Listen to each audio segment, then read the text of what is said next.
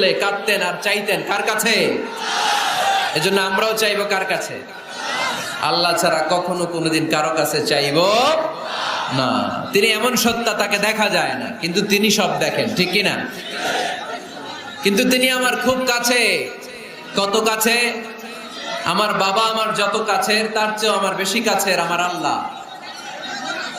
আমার মা আমার যত কাছে, আমার তার চাইতে বেশি কাছে কে? আমার স্ত্রী আমার যত কাছের, তার চাইতে আমার বেশি কাছের কে? এমনকি আমি আমার যত কাছের, তার চাইতে আমার বেশি কাছের কে?